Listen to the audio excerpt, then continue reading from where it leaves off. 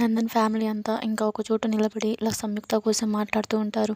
అప్పుడు అరవింద ఇలా అంటుంది, అదే తనేంటి సేమ్ అచ్చుగుద్దినట్టు లక్ష్మిలాగే ఉంది అని చెప్పి మాట్లాడుతూ ఉంటే మిత్ర ఆశ్చర్యపోయి ఆలోచిస్తూ ఉంటాడు. ఇంకా అరవింద వాళ్ళ హస్బెండ్ కూడా ఇలా అంటాడు, మరి పైగా ఇంతలానా సేమ్ లక్ష్మిలానే ఉంది అని చెప్పి మాట్లాడుతూ ఉంటే వెంటనే మనీషా ఇలా అంటుంది, నాకు మాత్రం తను లక్ష్మినేనేమో అని అనుమానంగా ఉంది అని చెప్పి చెప్తూ ఉంటే ఇంకా అరవింద వాళ్ళ హస్బెండ్ తన వైపు ఇంకా ఆలోచన స్థితిలో తన వైపు చూస్తూ ఉండిపోతారు. అప్పుడు అందరూ కూడా ఒక చోట నిలబడి సంయుక్త కోసం ఇంకా తను లక్ష్మీనా సంయుక్తనా అని మాట్లాడుతూ ఉంటారు.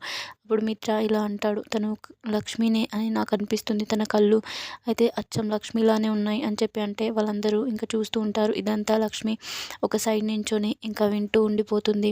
వింటూ తనలో తాను ఆలోచించుకుంటూ ఉంటుంది. మిత్ర ఇలా అంటాడు, అన్నీ ఏమో కానీ తన చేతి స్పర్శ అని చెప్పి ఇంకా తను ఇచ్చిన షేక్ హ్యాండ్ని గుర్తు చేసుకుంటూ ఉంటాడు. తను షేక్ హ్యాండ్ ఇచ్చినప్పుడు ఆ ఫీల్ని ఇంకా గుర్తు చేసుకుంటూ ఇలా మాట్లాడతాడు.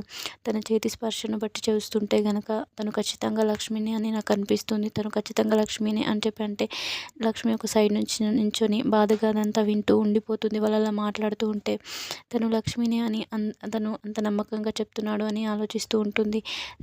మిత్ర అలా చెప్పేసరికి ఇంకా అరవింద వాళ్ళ హస్బెండ్ కూడా మిత్ర చెప్పే మాటల్ని వింటూ ఉంటారు. ఇంకా వెంటనే వివేక్ మధ్యలో వచ్చేసి ఇలా మాట్లాడతాడు, అవునన్నయ్య నువ్వు చెప్పేది నిజమే, తను నిజంగా లక్ష్మి వదినే అని చెప్పి చెప్తూ ఉంటే అందరూ షాక్ అయిపోతారు. ఇంకా వివేక్ ఏంటి ఇలా మాట్లాడుతున్నాడు అన్నట్టుగా అరవింద మిత్ర అక్కడున్న వాళ్ళందరూ కూడా ఇంకా షాక్లో వివేక్ని అలానే చూస్తూ ఉండిపోతారు.